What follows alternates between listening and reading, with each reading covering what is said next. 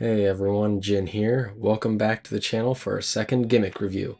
Today's deep dive will be focused on the Wing Gundam Zero Honoo from the Gundam Build Fighters Tri-Universe. Let's get to it.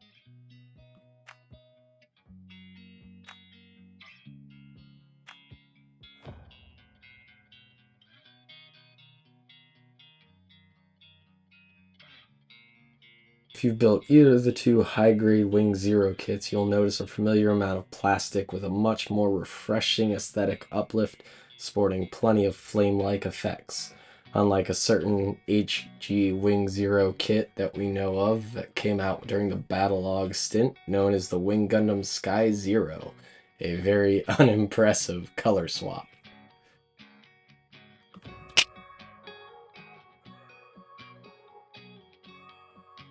Normally, I'd not do a piece-by-piece review since we're generally focused on gimmicks. However, given the updates to this specific Wing Zero kit with all the Plavsky particle-related plastic, we're going to go through each individual piece.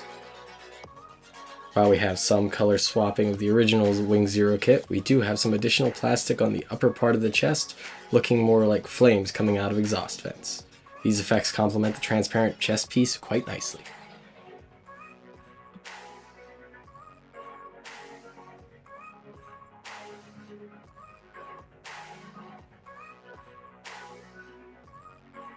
As far as the head unit's concerned, we have some nice modifications to the sides, replacing some solid colored plastic with the nice fiery Plavsky effects. Plastic for the eye cameras will match quite nicely as well, and we have a nice updated V-fin compared to the original Wing Zero.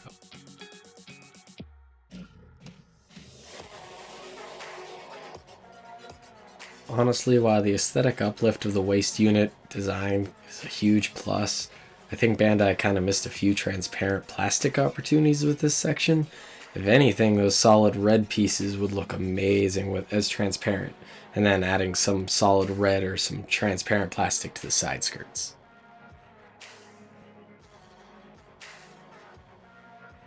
Given the amount of plastic that usually goes towards the legs construction, I'm surprised by just how much plain semi-gloss white there is.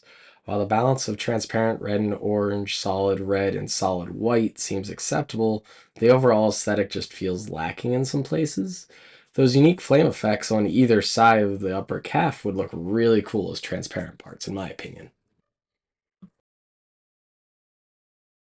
As far as part redos are concerned, I think the arms were the best executed as far as this entire kit. Has a nice balance of semi-gloss red, semi-gloss white, and a nice balance including some transparent color but not going over the top.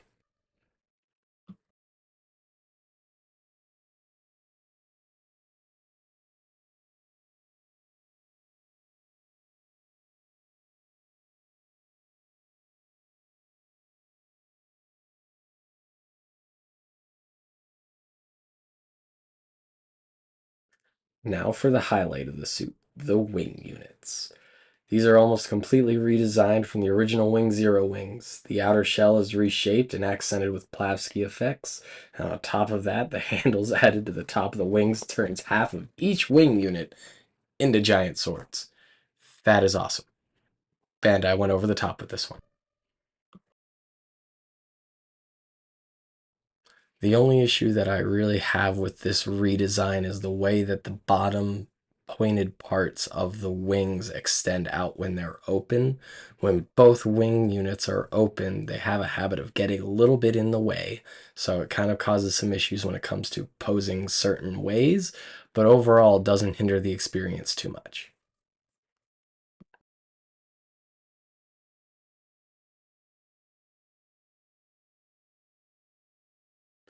Last but certainly not least, we have the dual buster rifle. It's a Wing Zero kit, so you knew we were going to talk about it eventually. Normally, a standard beam rifle wouldn't be included in general gimmicks since beam rifles are everywhere, but it's a Wing Zero beam rifle, so we know it's special. Shout out to the hero from Endless Waltz who blasted a hole through a base that should have been impossible to blast through with the state that his Wing Zero was in. Every 90s kid that has seen that movie, thank you for remembering it. While the overall Buster rifle design doesn't differ too heavily, we do have the addition of some flaming Plavsky particle effects on the top of the beam rifle, which adds just enough visual differentiation to make the Buster rifle feel fresh.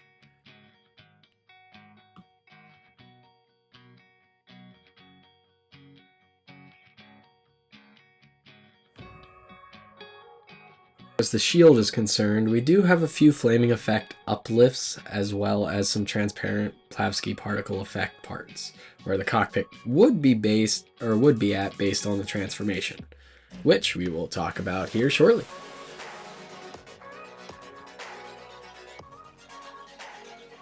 Moving on to the full 360 of the kit, the balance of solid red, solid white, and transparent Plavsky particle effect parts all seem very well done and heavily balanced.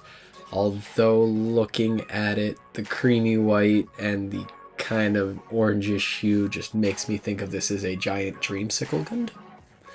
I don't know. Maybe it's just me. It's probably just me.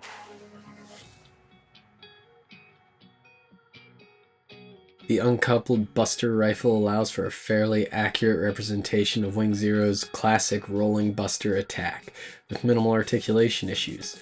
Initially, it doesn't appear that the polycaps are loose, however, after so many high-grade builds over the years, there's zero way out of the box that the kit would hold this pose for too long.